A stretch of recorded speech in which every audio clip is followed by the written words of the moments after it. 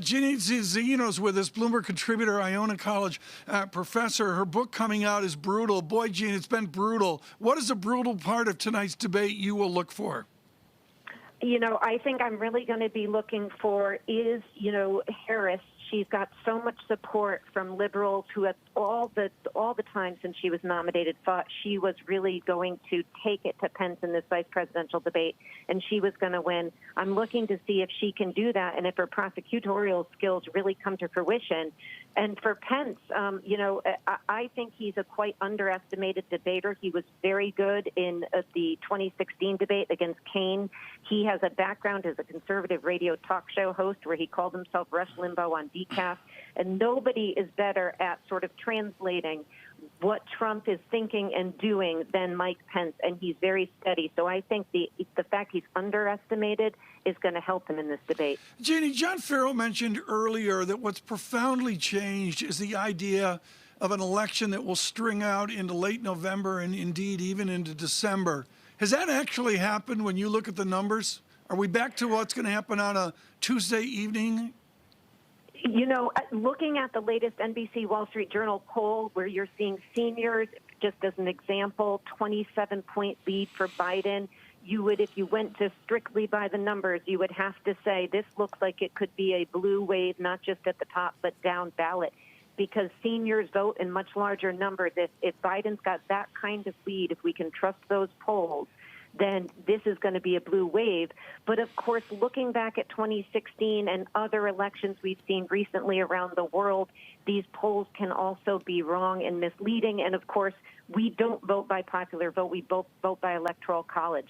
And you look at those swing states, and they are still within a margin of error in some cases.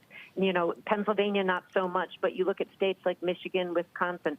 So I would not be comfortable at this point looking at these numbers saying this is going to be a runaway.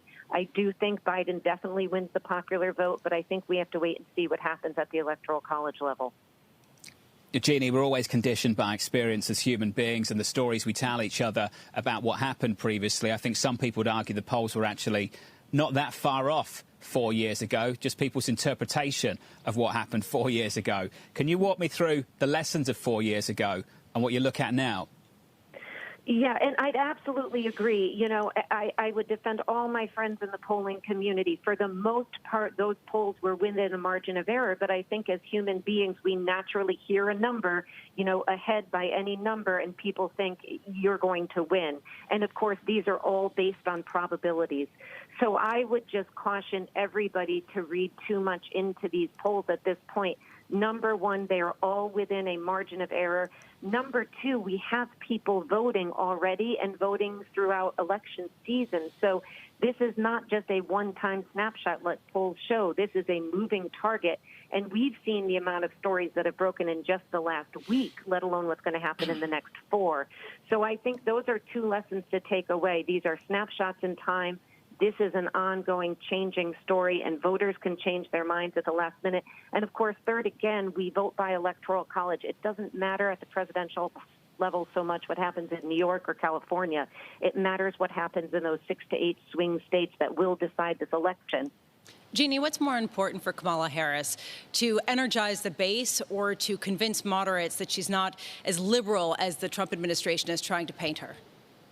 I go with the latter. I think not to lose any of the liberal support and energy, but I think to convince moderates that she is not this liberal progressive who's trying to, who's the puppeteer of Joe Biden. Because, again, this is an election that's going to be decided by those undecided voters in swing states. They've got to get them out and to their side. So I think tonight for Harris, the number one thing is do no harm.